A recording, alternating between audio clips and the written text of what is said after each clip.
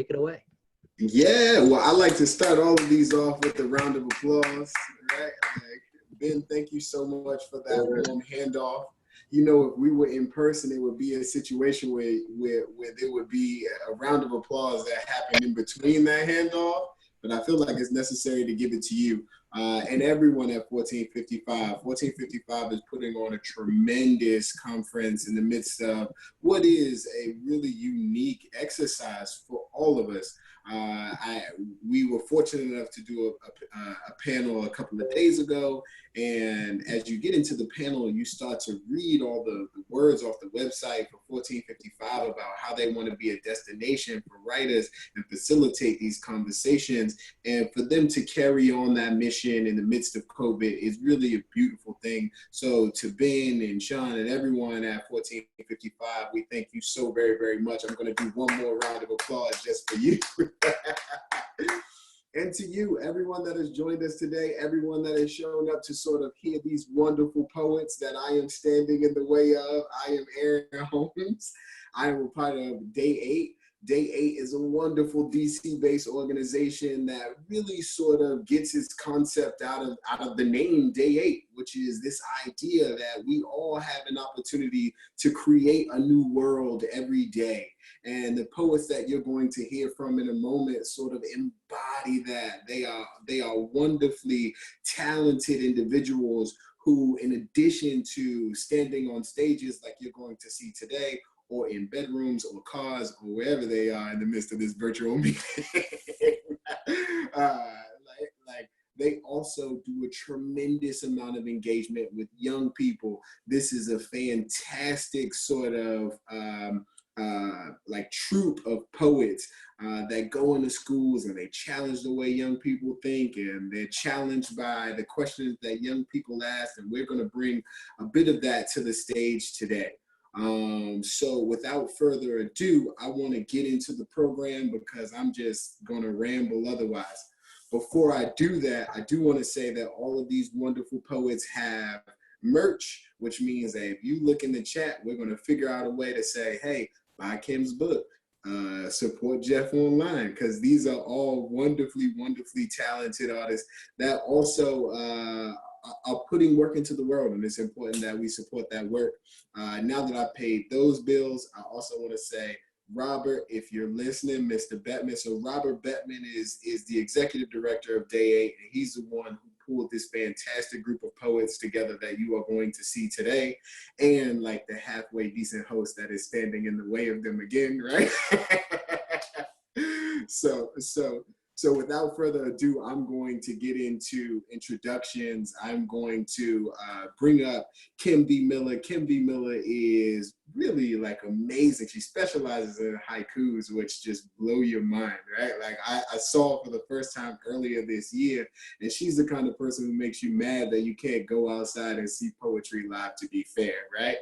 So like I'm going to do a short bio, and then the next voice that you will hear is Kim B. Miller. So Kim B. Miller regularly features in poetry series across the Mid-Atlantic and was a finalist in the 2019 DC Poet Project. She works as a poetry educator with DC Schools, which is a brilliant organization, and Day 8, and facilitates community and university classes and workshops on haiku, and does that locally and nationally. And because it's my job to bring all of the hand claps and praise, let's give it up for Kim B. Miller. Thank you, thank you, thank you, thank you. So I guess I'll get right into poetry. Well, before I get into poetry, since we're talking about education, so you get a little bit, I am a substitute teacher in the county to which I live in. And that's kind of a broad subject right now with COVID, so yeah. And I do have educational stuff, but here we go into this poem. And I'm a loud person, so if you ever can't hear me, it's on purpose. So I have parts of this poem, you'd be like, I can't hear. You're not supposed to, okay? Don't worry, you'll hear what you need to. Here we go.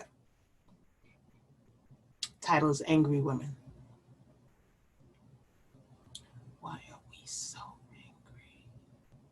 Why are we so angry? Why are women so angry? We decided to quit hiding in the shadows. We stopped holding our secrets. Our sisters died, but they were not in 14-karat gold coffins. Silence was never golden. We exhumed their bodies, their stories, their hidden truth. We finally released their reality and watch you running to bury it. One drop of truth cannot descend without you dismissing it. Our tears are drowning. Label us liars and suffocate truth. When did the flavor of lie become so popular? Truth used to be organic, but now it's a byproduct of manipulation. 30-year-old, 10-year-old, 5-year-old, one-day-old pain has no expiration date. Why depict a woman holding the scales of justice? Our pain is never weighed. Where were you when we needed you to hear us?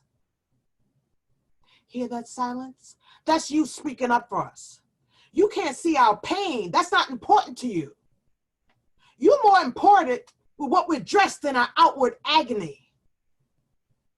But this package cannot be unwrapped without peeling off the emotional layers. Our walk, talk, dress, and actions are questioned before the perpetrator is. We will not be Stepford wives to crap. Think about it. Forgery has no statute of limitation, but rape does. Paper has more respect than we do.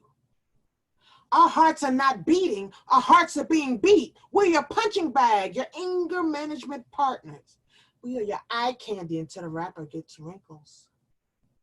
We are your helpmates who never get helped. We are sick of fitting into that soft, quiet mold you made for us. We will not be what you want us to be. A skirt does not define femininity. Pants do not erase character. You can't dictate what size and shape is beautiful. We will no longer succumb to you and your wishes. We won't protect your sins. Your ego, reputation, job status, rank is not more important than our rights, disgust, abandonment, and betrayal. We are not expendable. Our rights are not negotiable. Our voices will not be softened to make you feel comfortable. We watch woman after woman emerge from their protective cocoon, painted as gold diggers, confused, liars. We watch them retreat. They build better prisons in their mind to hold their secrets, to cement pain. Their daughters watch, learn, repeat. Victims are blamed. What about the people in your life who are still holding their secrets because you don't seem trustworthy? They watch you erase someone else's pain. They wonder if you would dismiss theirs too. So they wrap their pain behind a smile. Even if you see through the facade, they know you won't ask. Don't ask, don't tell. That's a new policy for women. Watch your circle of friends turn into a noose. Watch people you thought you knew dismiss you. Watch them run to defend your oppressor. Even some women try to bury other women. Shovels come with pink handles too. We carry your children, you carry our coffin. The hand that's supposed to protect us is the first one to swing. The justice system always reminds us who wrote the laws. Haiku. Do you remember when all women were respected? Nah, me neither. So, I'm going to do some haikus.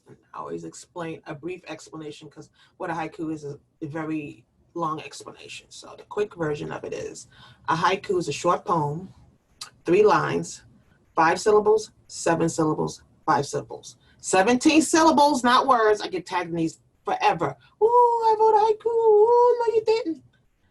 So, syllables. In Japan, they're moras. So for us, the closest thing was syllables. In Japan, where it originated, it's only on nature and flowers. All the other countries switched it up. So a non-traditional haiku could be on any content, but it still has to be 5, 7, 5. That's the short answer. So that's haiku. Haiku. Just because they're in your nest, that does not mean they want to see you fly. Haiku. You love all 50 shades of gray, but you can't deal with 1 shade of black? Haiku. Strong women are not unbreakable. We just know you ain't the hammer. Haiku. How come super is a man, but we gotta wonder about woman? Haiku. When strange fruit becomes fruit, does a forest become a cemetery? Haiku. Stuck between two I want to do. Okay, haiku. Yes, they threw likes at your post, but they don't like you. Jealousy likes you. Haiku.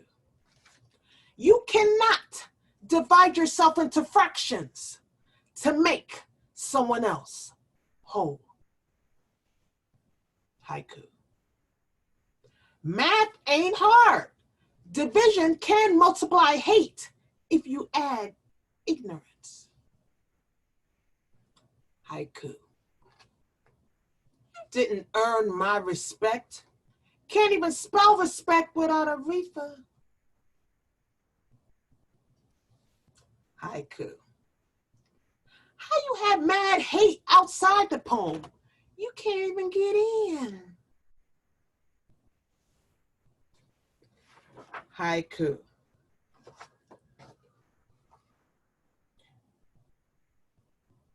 Both lynched. A man and woman don't have time to compare pain. The rope one.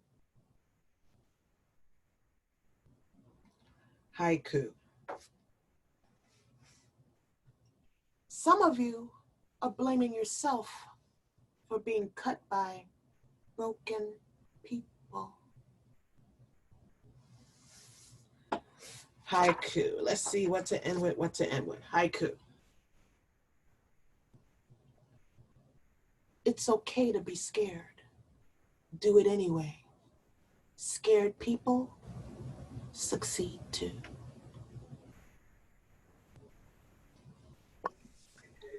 Yeah. Right. I told you.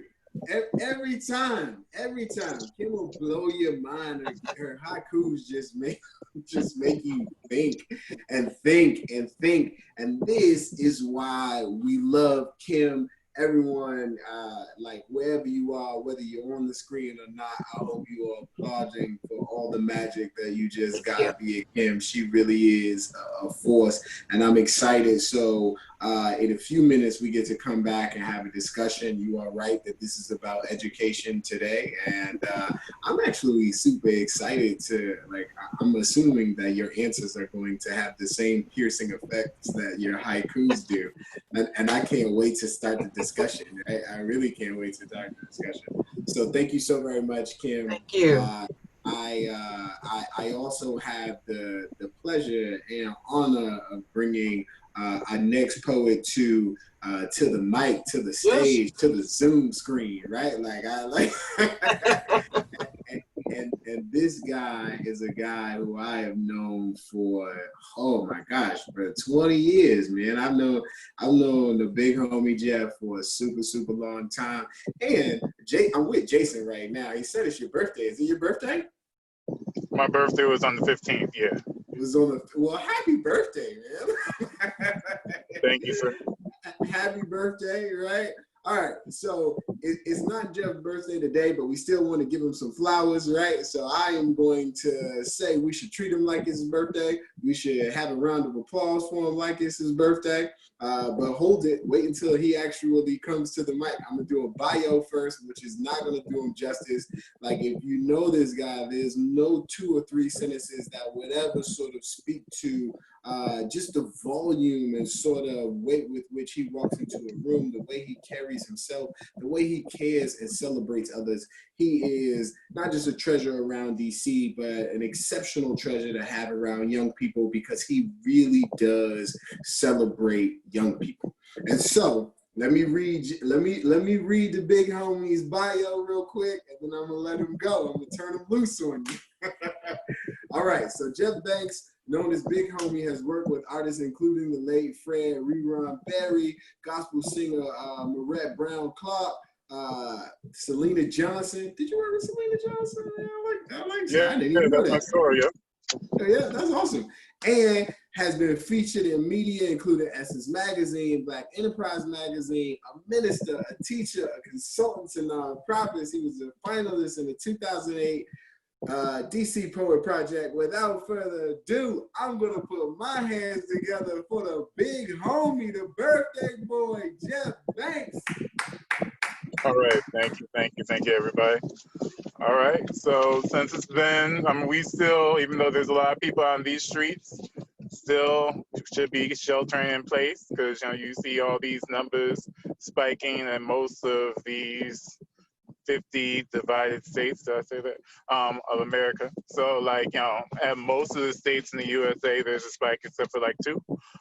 So I'm gonna share some stuff that's quarantined, some stuff that's not quarantined, but still fairly recent, some gems. But we'll see if it's a second round robin or if we're just gonna be interviewing through the people who are on the screen right now. So I'm going to start off with this poem and see if you can catch where I'm going with the style of this poem. Craving, open, vivid, intimate dating. Coping only visually in the dark.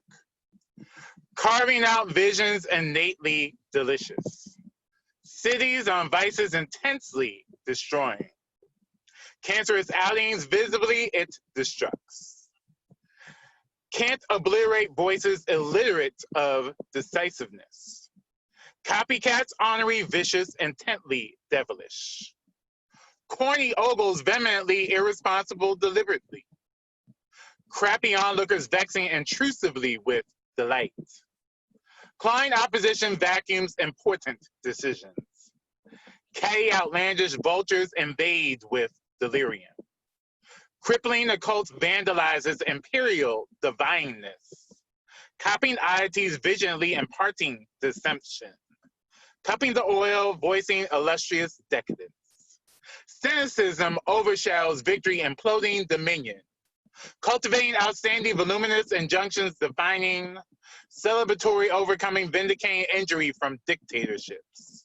Crawling to the omnipotent vehicular immersion drive. Cerebral omniscience vying for instant deliverance. COVID-19. So for some people who are not familiar, that might be considered a acrostic poem or acronym. So taking 19 stanzas of using COVID, and that's one of the poems, quarantine poems here. So this I wrote after we just lost some iconic giants recently. This was written a couple years ago for the then girlfriend of one of my fraternity brothers, and I'll go into a little bit more about my fraternity later. But still, this ended up being a wedding poem, and this was something to celebrate their love. But as you heard with Kimby Miller making a reference to Aretha and Respect, I took a bunch of Aretha poems and I made this particular poem. I mean, not poems, I took a bunch of Aretha song titles and I made this poem. Here we go. To the queen of my soul, you give me something I can feel as we go down this freeway of love together. You unlock the chains of this fool so I can be wise enough to love you. Ain't no way I had to think twice because I knew you were waiting for me, my angel. I say daydreaming about you in Spanish Harlem as I rock steady with you, saying a little prayer as I hope I make you feel like a natural woman. When you call me, I jump to it because I don't want until you come back to me to be my testimony. You've been a bridge over troubled waters, willing to forgive as the sister who is doing it for herself. The only zooming is focusing on the rose God created you to be for me. A flower that deserves the RESPECT, my rose. You are the amazing grace of a precious Lord. I hope to love you for at least the length of a soul queen's career. And that's that piece. So we talked about all the lovely kids. I've had a lovely myriad, and since we're gonna keep things positive on this Saturday, we're gonna just go ahead with I wrote this with my last experience corporately working for a school system, which I'll leave nameless. But this was at the beginning of last year. I'm no longer working with them now, but still I see the purpose of working with young people, whether corporately in the classroom, whether having the privilege as I did at the beginning of this year before quarantine and sheltering in place, when I had a chance to do presentations for several DC schools that included the honor of Aaron Holmes, our great host of this virtual event. He was hosting a couple of those things there.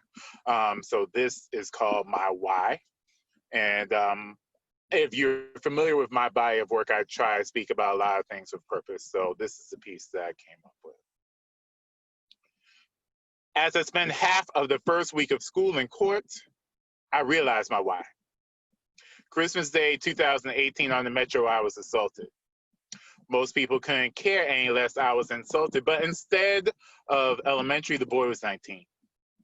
I can't say what were the missteps, if any, in his upbringing, but here's the part that I can play. Oftentimes, many can mistake strength for weakness. My meekness shows caring at all times. The divine will give me the injunction, will give me the unction to strive to be the conjunction wherever there's a disconnect. My effect I may never know, but the rare glow I get when I know I affected a young person positively. So kids encountered me from the time they were the height of my need and came back to me 15 years later in a Walmart saying, "Mr. Banks." They just wanted to thank me for the brief time I was their educator. And the reward of someone remembering me means we were both the greater for it. My why. For young men, black and brown adolescent boys don't realize how much society frowns on males their hue. Not knowing what to do, the things they do for attention are sometimes unmentionable. The placement in special ed is sometimes justified. But any placement one can learn. The desire to live your best life has to burn. So instead of hopes of going back and forth, and as in the song, building resilience to achieve that will be lifelong, and that is my why. I am that guy who was in special ed back in pre-K. I didn't have it made, but I became the magnificent as my mama prayed, and to this day she advocates, fought for me to get the best, to ignite my greatness. My special needs went to exceeding teachers' expectations. I'm a talented and gifted creation. My mother advocated for my mind to be stimulated. Many young people my hue don't see a man in the classroom. No struggle, no progress. So as they no struggle, they will no progress. I will be the Frederick Douglass abolishing excuses and speaking to their greatness so that they know someone believes they can achieve and someone cares. Even years later, I'm thankful they're aware when I see students who are now parents fighting the good fight, remembering me as I guard their building when they sleep at night. My why, when former students are now service providers, whether retwisting my locks or in my Lyft ride, they're striving for higher. It's always clear that Mr. Banks is here for them and is their cheerleader no matter what. I want them to win. My reason why is that they have it within, and to win doesn't have to be at another's expense. I don't want any young person to catch an offense. This life has taught me never to give up, and on any young person, I will never give up. My struggles yield progress. I'll help them through struggles so they'll get to progress. The spit that was put on me, the good book said, may a blind man see. So my why, I know for some young person to learn, I am that guy. Thank you very much. So I don't know if it's one or two more pieces, but I guess we'll kind of see how it's flowing from there. I still see the same number of people in the room, so I will do one, two more. What is the answer? I was gonna say, feel free to do two more, and then we'll like just pop into discussion. And like I'm excited. Okay. You're doing like such a fantastic job. Okay, great. So I'll close with these two. So this one's usually my opener, but I just want to go ahead and I do a lot of inspirational pieces. But I also, part of the way which I know what social justice and change and what we do for kids, I just learned this morning about the passing of my Phi Beta Sigma fraternity brother, John Lewis. I had the privilege of meeting him twice. So a couple, I probably want to just end this set doing a couple things for him. I mean, one of my signature pieces is I Want There. I want to go ahead with that. And then I'll end with a piece of one of the ways which I serve disenfranchised communities. So let's go with this. I want better. I find this double-mindedness debilitating. I'm hating all the outcomes that I see. I want to flee from reality because of the way the world treats me. You see, I want better. Seeking my significance in others is not what the lover of my soul had in mind. He wants me to find a divine love, and he gives me enough to snuff out any enemy so I'll not have to plead for anyone to validate me. I want better. I know I deserve way more than mediocre, and I'm tired of being broken in a 2-cent share on the stock exchange. I want to proclaim prosperity, not to brag on myself, but to declare your wealth so others may know about your greatness. I want better. I'm mad at me for allowing the tragedy of people pleasing because of teasing. Lord, you have my best interests at heart. You want to impart the wisdom of what is coming. I just have to quiet my spirit so I can hear it. I want better. I want the best, but sometimes I've settled for less because silently I felt I was cursed to be the worst. But in the midst of low self-esteem, I still believed in me. And with the vision, although others may not agree, you said to wait on me because it will tarry. I want better. I plan to see the promised land, but even though the endless quicksand tries to suck me up, you fill my cup. And when I want to doubt, you're able to work it out. And when life seems barren, you are still caring, and you are daring me to trust you. And that is what I must do if I want better. And that will close with this piece called Second Chance. So like I said, I think that's so many, and it's a shame that I called into a radio station earlier today. So, and these aren't even kids. Like she was saying, because she's a peer of mine, she was saying that some like grown people, she was like, they must have been 6 and they didn't know who John Lewis was, which I was appalled. But still, that even if you don't know everything, as much justice, like since the civil rights era up until now and everything that we're going through in present day, trying to be an advocate. One of the areas which I'm an advocate for has been homelessness and poor and disenfranchised. So this particular piece is called Second Chance. I'll close on this, and then I guess with the Q&A, or whether it's a second round robin or whoever else joins us, we can finish this session. So this piece is called Second Chance. I need more than shelter. I need to be held and I need to be loved. Lord, up above, this pain just seems too much. Right now, I ask you just for a touch and for you to show me your love. The things I discover as I'm out on these streets, the people I meet, they entertain my soul. They think that I'm bold because of what I ask. No, they don't know when was the last meal that I ate, Lord, I still wait for shelter. You are my protection in storm. In the blizzard, you keep me warm, but I checked out a long time ago. It may seem like I beg, but what you don't know is that I need more than a house. A house is not a home, and night after night I sleep out here alone. Unless I see bills, you see. Having no money kills, and although it's a bitter pill to swallow. My heart is hollow because I need to touch. But since you, America, don't care so much, you show my worth on this earth. I hustle for 5, I hustle for 10. I sell my body, so does that mend my broken heart? No, it's just the start of the dark hole. I'm not mentally well. You walk by me and think that I smell by choice? Can you hear my voice crying out for help? Please don't put me on the shelf. Do I have to commit a crime to get some quality time and attention? Did I mention that prison has 3 square meals and a roof? Who really cares if I'm aloof from used to being alone?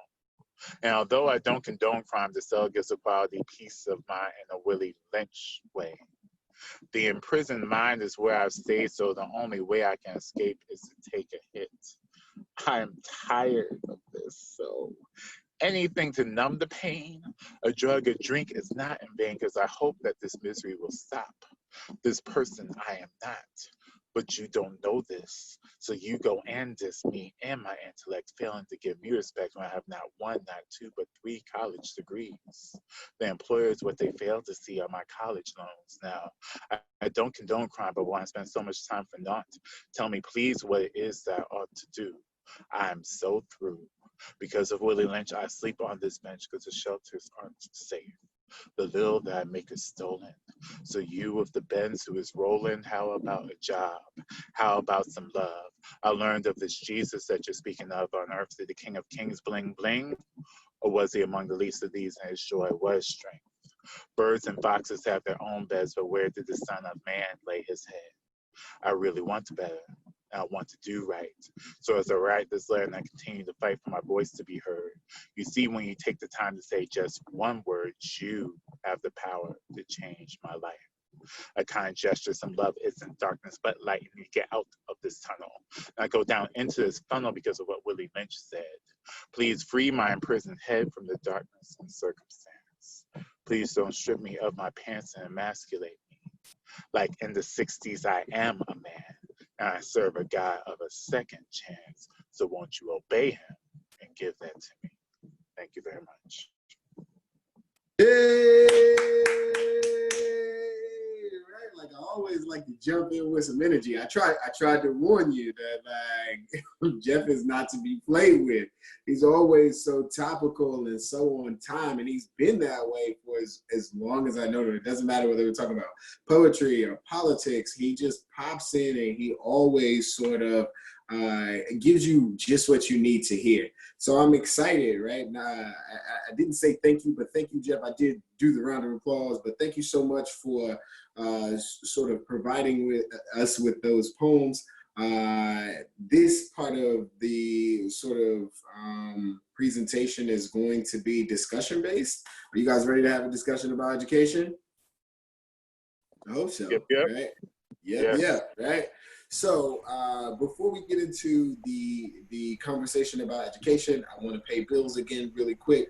I want to make sure that we give a really, really, really big shout out to 1455 again for putting on this conference. I also really want to give a shout out to Ben, who is working behind the scenes and making sure that everything goes well and smooth and sending out these super intricate emails to make sure that we all get on board. He's been fantastic before, during, and will be after this. So thank you so very much.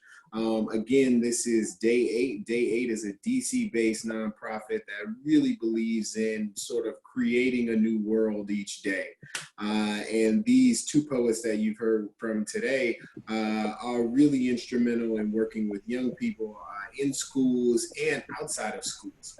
And we're going to have a discussion now about like education in general. Please log into the chat box, ask us questions. Ben will give me a cue and I will make sure that we ask all your questions. But I want to start with some of the things that we addressed, right? And I'm going to start with you, Jeff, if that's okay. We lost a giant last night, and apparently your fraternity brother, which I didn't know. And so I want to start with you. Just thoughts on the loss of John Lewis, because it seems weird not to begin with that. Okay. Like I said, I mean, just from civil rights, from the civil rights area, there is a documentary which my fraternity's been promoting, calling like, starting some good trouble, so just for the time which he spends from, he walked with Martin Luther King when he was quite young. I mean, he passed at the age of 80. We can't say necessarily that it was sudden because, I mean, he's had stage 4 cancer for a while, even though last month he had a picture with the DC Mayor, Muriel Bowser, on Black Lives Matter Plaza. So, I mean, still, he was kind of going strong until the end for everything which he said, from being hit in the head with a brick. Just a lot of things as far as being arrested countless times, fighting for our civil rights for us to have today. So, it's just that there's so much to be able to read up on and such a rich legend. And then, just the other thing is that when you meet a lot of these icons, that sometimes you might think that they're uppity and everything. He's extremely down to earth, extremely patient. Definitely was very celebrated among my fraternity brothers and was definitely very personable among my fraternity brothers. Now, I wouldn't say that about a person if that wasn't true. Yeah. Well, it's interesting. I think you bring up like a tremendous point. And Kim, I want to like toss it to you so to ask you a question. So we're talking about education that takes place inside the classroom and education that takes place outside the classroom. And like the individuals who don't know a John Lewis or who don't know the Kim B. Millers, all of the folks who are fighting for them. What is like, how do we educate our young people on the folks who are fighting for them? Well, it's funny you asked me that. I'm actually teaching African American. I'm going to use this phrase for the people who are listening. African American history. I personally hate that particular title because history is history. There's no such thing as, there's no other thing that's divided. There's no such thing as white history. There's no such thing. Now, as far as educational studies, if you have a particular study, like a college, you have to have African American studies so you know that you're going into that particular field. I'm saying in general, because people always email me or thing me later, but what should we call it? I'm not saying don't call it that. I'm saying, what do you call it regular history? You just call it history. So if it happened in America, it's history. It's not African American history because it, anyway, just got me on one of my preaching points. So no, I think that's a brilliant point. Like history is history, right? But I want to ask you one quick question, just because we're talking about John Lewis. What about this history how do we all access that history? How do we all see it as our history? One way is to make sure our children know it. I'm currently teaching history. I'm not going to use African American, but that's what I'm teaching. History to some children whose parents wanted them to learn more about history than they knew. And they reached out and, found out a substitute teacher, et cetera, et cetera. So I'm taking this time to teach them things. And the things that I'm teaching them, adults don't know. Like, people still think Rosa Parks was the first person to sit on the bus. And when I say that in one of my poems, I can tell people's face and audience go, what? Rosa wasn't the first? No. And I always, that's part of one of my things. Rosa should have parked that lie before she left. So, we have to start with the kids and the parents, because people say, well, get the young mind. Young minds are important, but the old mind feeds the young mind. And if you don't get both, then you're missing part of the table to which that can educate others. So don't just focus on the young folk, which is good, but you got to focus on people who make sure that we get that. Yeah. Well, as we're focusing on young folks, I wanna throw it back. So like Jeff, you and I are talking, or we have been in conversation before, and you brought up a really good point today. I took a note while it was happening, right? And it is like the why. Right? Like the why do we do this? Why is it so important? Why is educating all of our young people on not just like African American history, to Kim's point, but just on history in general so important?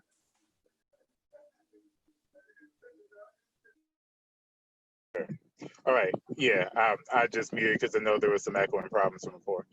So yeah, I mean, the thing is, it's important that, I've said this in other discussions which you've had, that in learning history, that it's not just a monolith. Like, people think, the way in which they teach history in America in the classrooms is like Black people started with slavery. And I'm like, yo, it started way before that.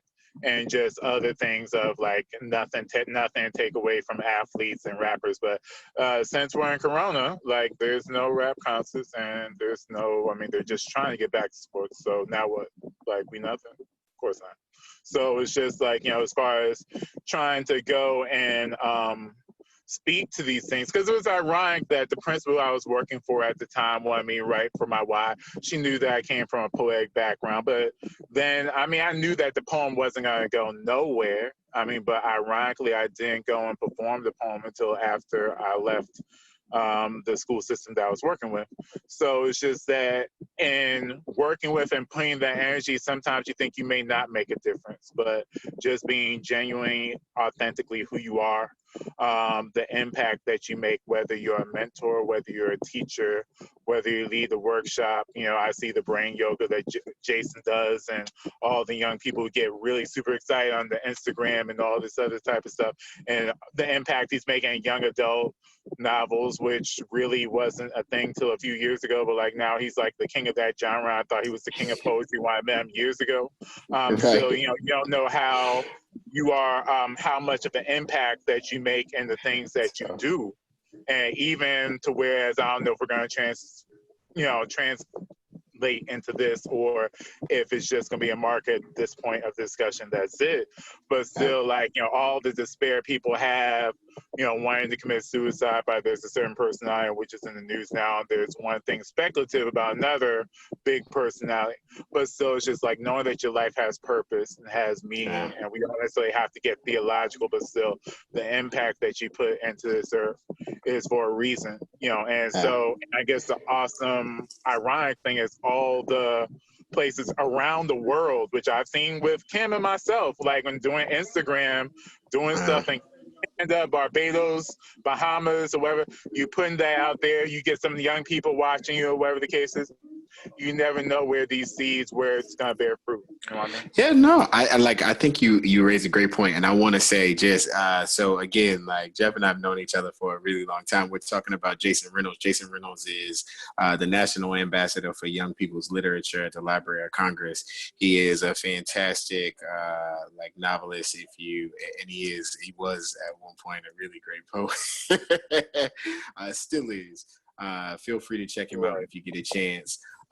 So Kim, I wanna ask you a question as well. So we are talking about, we started talking about like rappers and singers and sports players and all of these folks who have influence. And I want to talk about sort of like not just influence, but outlets. How important is like teaching poetry, teaching haikus, or ways for folks to release what they're going through in the educational system today? I think it's really important. I also teach, well, I haven't taught recently because of COVID with another poet, Diabolically Haitian, has a program at a women's prison in Maryland. And I go up there and we teach poetry. And to see the release that the women get, it's a women's prison, the women get from writing their feelings out and expressing them and performing. We teach them performing, and they actually have a showcase at the end.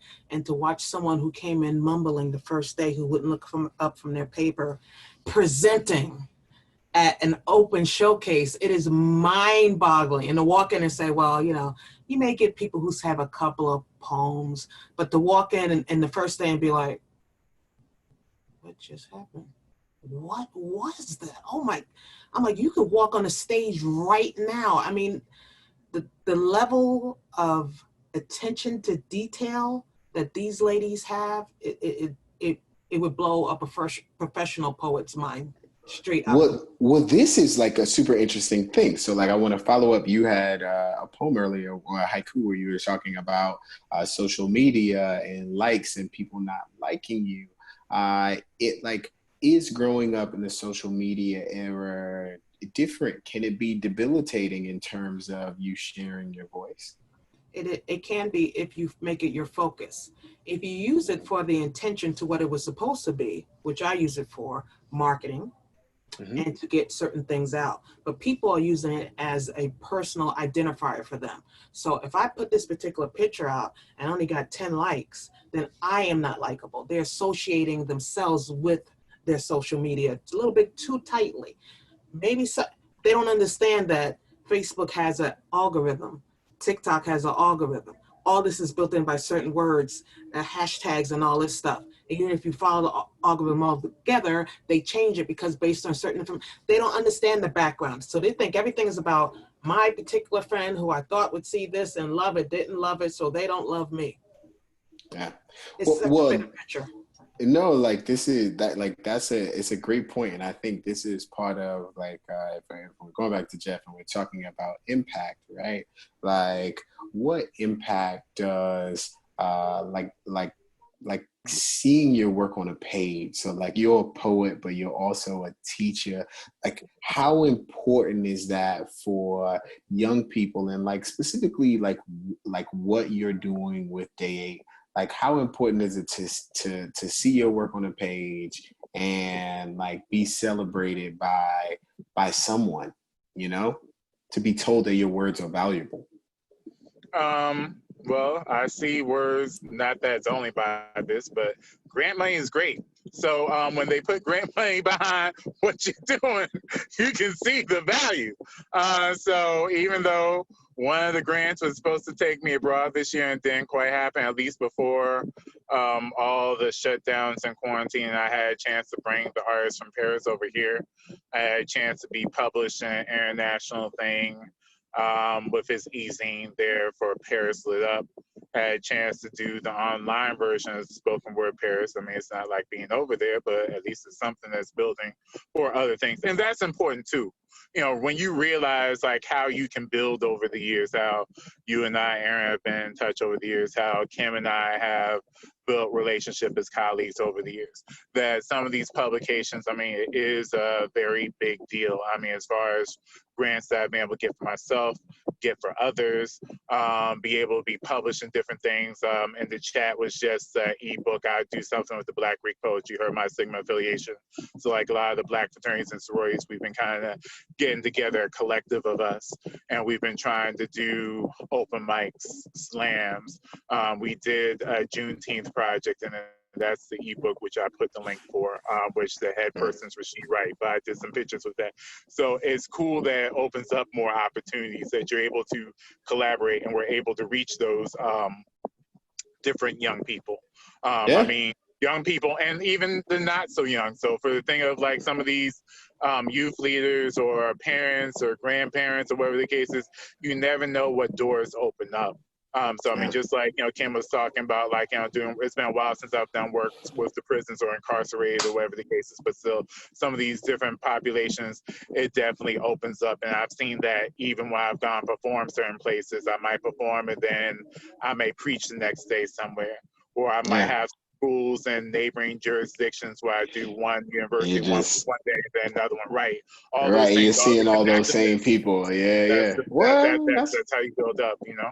That's the power of your voice. And I mean, I think it also raises like a wonderful question. So Kim, I'm going to toss it back to you. I'm going to ask you, like, well, you know, we've heard a little bit about how difficult it is to engage in this time. Is there opportunity in this virtual space to touch our young people, the folks who are being virtually educated? Do we have an opportunity to educate beyond like what is required? Yes, because like I said, I'm doing the teaching of the Black history, call it something. Black history for the family who wanted their children to know more. So Zoom is a great avenue. Instagram, I'm starting a open mic actually today, later on today, a clean open mic for people of all ages. So that way some of the young people who couldn't go on the regular open mics because the subject matter is not correct can come and speak or just listen with their family. We have to make avenues for everyone to feel comfortable in this virtual world. And there's a lot of avenues, but we have to make sure the adults aren't hogging up everything. And by adults, like not hogging everything. I mean, I think this is like that happens an awful lot, you know. So when we talk about learning outside the classroom and legacy and making sure that the next generation inherits not just instructions but like opportunity, you know, That's important. How do we create that space for them, Kim? Are we creating that space for them accurately? It's going to take a lot of moderating because people are used to, poetry normally is a little better at it because people are familiar with the word clean mic. It's not like it'll be a shock for a lot of people if you say that. But, you as the moderator have to be quick and abrupt and Brooklynish, which are check, check, check. All the above. Right. Be strict enough because some people are just too nice. Like, well, I don't want to hurt anybody's feelings. I'm having a clean mic. I don't want to hurt anybody's feelings, but I have to be abrupt enough that if I know whether I have children or not, because, if someone ticks in, you don't know if they're a child or not. I'm going to have to be able to cut you off and not feel bad about it. So if you're going to have a clean mic and all these clean environments, you're going to have to make those tough decisions and make people uncomfortable. I'm going to explain it all up front, but I can't be more in tune with worry about your feelings than the greater good.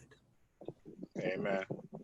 Like that's super powerful. Did you want to chime in on that as well? Well, I mean, it's cool. I mean, Kim's my sister. She does clean stuff, and I ain't gonna say if you follow Kim, you can be aware of her entire body of work. Praise the Lord. Exactly. Yeah, but still, a lot of people are so into keep it real culture. Like, I'm gonna say whatever I want, whenever I want to, because that's what I can do. No, you can't. You can to an extent, but still, if you're trying to grow in certain things, you gotta be able to respect those boundaries of whether you're talking about family friendly or I've been hesitant about that because I've been wanting to do something like. I want to ask you a question. Actually, I don't mean to cut you off, but I think you're raising like such a great point. It's a point that's coming up, and it's really like, what are the boundaries? Like, we're dealing in different things today, right? So like if you're in COVID and maybe like we talk about mental health in terms of like going to see a psychiatrist. Well, maybe you can't go see a psychiatrist or a psychologist in this particular time. Like, should we be asking each other different questions? I mean, I think that's what poets go to the page and they ask themselves a question and it comes out how it comes out, right? So like with projects like what you're doing with young people, what's happening with Day 8, like what questions should we be asking each other about? Well, let me do a nice little commercial for some of our sponsors, since the wonderful Robert Bettman of Day 8 put something about, because it is a new title that has been dawned upon me, but I haven't really had a chance to fully operate in it. So being an editor, one of them, not entirely, but still so I will have at least one issue for Virgin magazine. So if you want to send something to me, we can go ahead and have this conversation. Now, getting back to your point, because the thing which I kind of have with the whole inspirational and boundaries, now I do respect other folks, like somebody who I've had a chance to befriend in these online streets. I knew there was a young person coming in and he liked to cuss a lot, like 21 Savage. So I just be like, with all that, I'm like, dude, young, and he's like, he want to be like, well, it's my mic, and I'm like, I'm not going to like buck with you because it is your mic, but still, I want to be cussing with this 12-year-old who really wants to come on to your live at 1:00 at night, not to belittle the person's parent who should be having her in bed, but still, for the fact of that, it is what it is. But saying that, I know a lot of my peers will praise Jesus and cuss, not only in the same poem, but in the same line. Sure. And I'll be like, I got a problem with that. But still, as far as trying to say, because I've been toying with that, I would like to have, doesn't necessarily have to be a church service per se, but still, something of a clean poet space that's inspirational. Like a Sunday service, like a Kanye West sort of thing, or not Kanye, but yeah, sort of like that. Sort of like that. But no, facts. I wouldn't mind having that, but I'm still gonna have to be like, y'all, let's be clear. And if we do on Instagram, I have no problem hitting that little X and keep on going to the next person. So it's just really trying to respect those boundaries. I also want to say example. I use this example with people. I have hired you for an event. I'm not gonna pay you until after the event. I'm paying you $10,000. If you say anything that's over the things we gone over that were offensive to me, I'm not going to pay you. You would get your money at the end of the night. Yeah, no, it's 100% true. It's 100% true. I do think that sort of there is the reality that there are words that are sort of out of bounds and things that we should be mindful of others, right?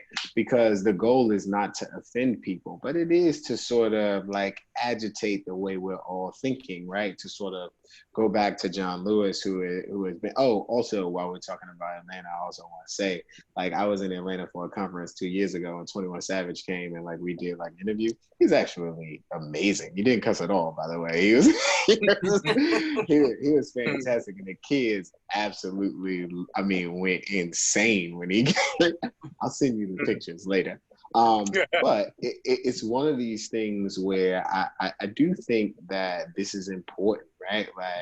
Like if we're telling young people, so if there's a young person on the Zoom right now who is watching you all and sort of is enamored by the way that you string together words and is trying to sort of suss through their own kind of thoughts. And this is a question for both of you.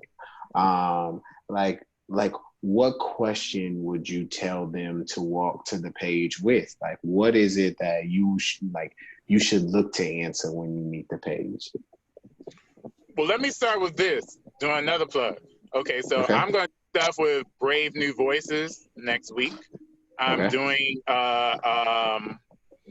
actually doing a grant writing seminar on Wednesday. And then I'll be doing because like when you said the mental health, I was smirking a little bit because there's so much. We always talk about we should do therapy, but there's some things which I've seen that's insulting in that space that we do not have time to go over in this forum right here. But still, like, as far as with that, and then there's a lot of opportunities for young people to articulate themselves in that. So with Brave New Voices, Google it, or inbox me, look me up on the social media platforms, Big Homie Poetry, and I'll send you some more information on it. But still, to really just write what you feel. Because, I'd say that even with, I've worked with, not necessarily prison, but I've worked with the alternative, that's a great word, alternative schools and the last school system that I worked with. And still, cussing was like their primary language and English was secondary. So it's just like, really like, if it is for you to get out what you need to get out, let's get out and let's see how to express it. And when you encourage some stuff, because a lot of times you can just see where the hurt is and just be able to articulate and then build from there. And then once they get that encouragement, they can form more words, they can grow their vocabulary. They might realize, okay, wow, there is something here versus like just exchange these 5 profane words all day. They're really you can use those words for a lot of things, but that's a discussion for another time. So like really I want to dive into and sort of like live in that question for a second. What should we be telling young people to walk to the page and sort of like ask themselves or answer, like, or just what is the approach when you walk to the page? When I'm working with people, I tell them, first of all, be true to you. Listen to no one. When I say listen to no one, I mean don't research any poets. I'm unconventional that way. Don't look up anybody. Write your own way. Learn your own way of presenting. Go to some things, open mics or whatever, and just present. Because if you start reading one person's particular way, or you start watching how this performer does it, you tend to gravitate that way. And then you'll gravitate away from something that could have been pure and beautiful in you. So you're not here to imitate anybody. You may say, I never heard anybody read it that way. That means it was your job to read it that way.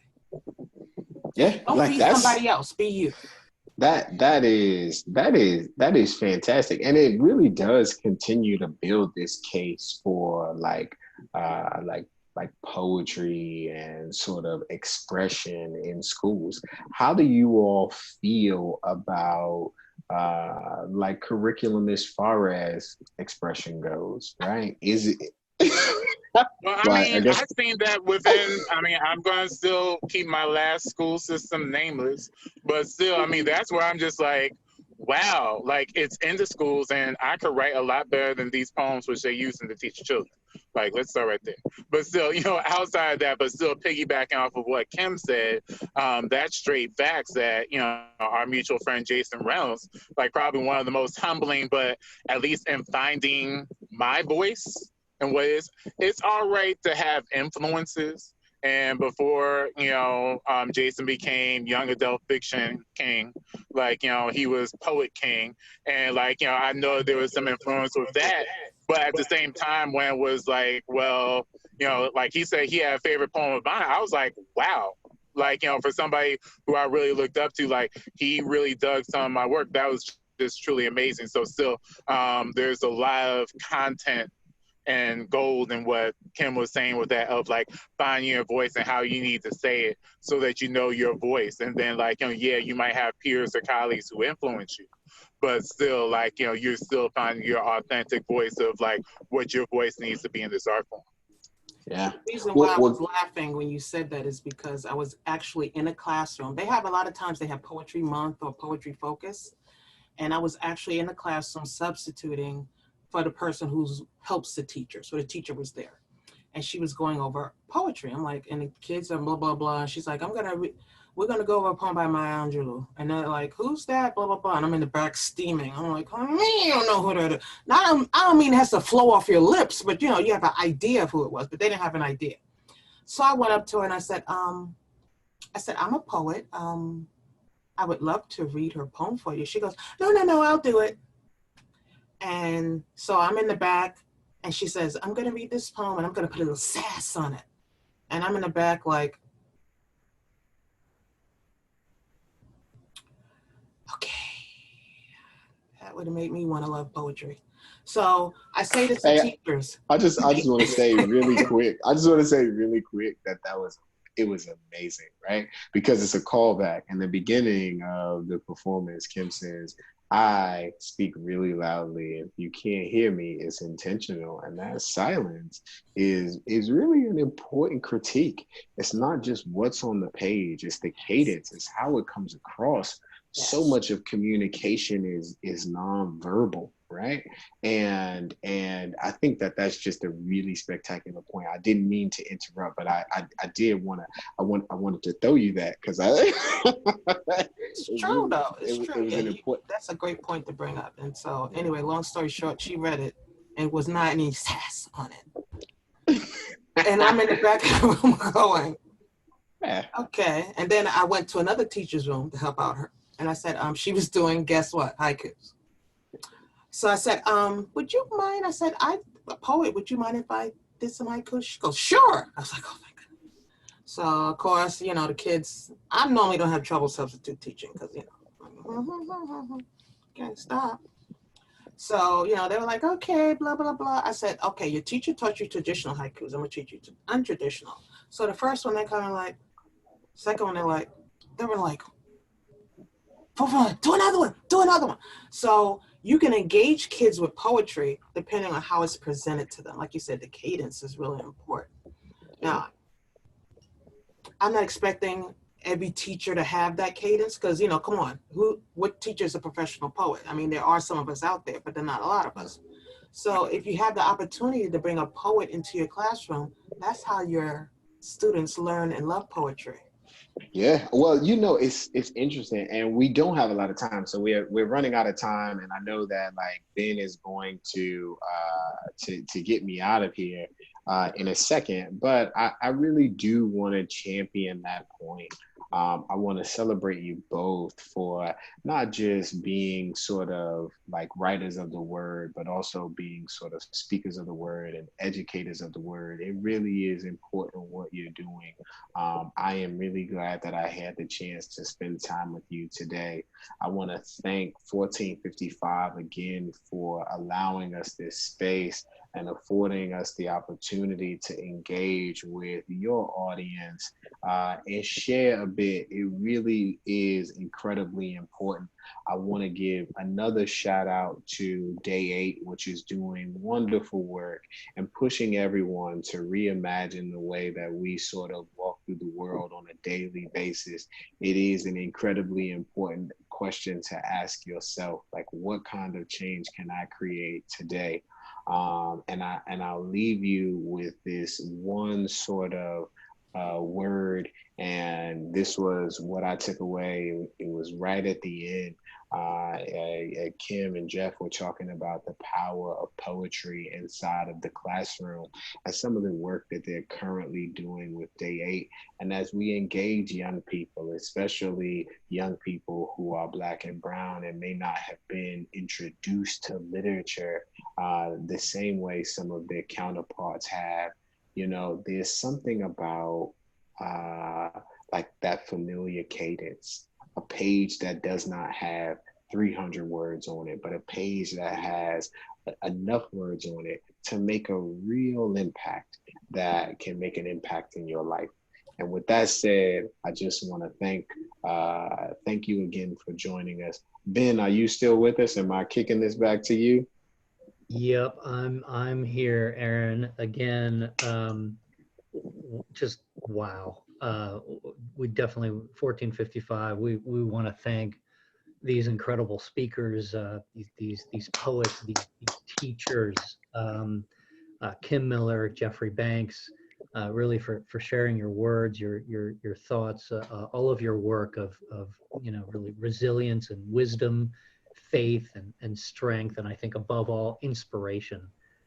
Really remarkable stuff. Thank you all again for joining us and for delivering such a great panel. Of course, Aaron, want to thank you, Aaron Holmes, for really guiding the conversation, guiding the presentation. Great job. And of course, last but not least, would certainly want to thank Day 8. Day 8 is one of our marquee sponsors of this festival and is one of the organizations that you see here at the top of your screen that is helping this second annual Summer Literary Festival happen. So want to thank Day 8 and a special shout out to Robert Bettman, of course, a great partner of ours. Also just reminders to our guests, if you like what you heard from our panelists today, please check out links to their work in the chat. There's also a link to the Day 8 organization in the chat as well. Once again, this has been Day 8 Presents Poetry and Education. Thanks again to all of our speakers and poets. Wonderful job. And we hope you enjoy the rest of the festival.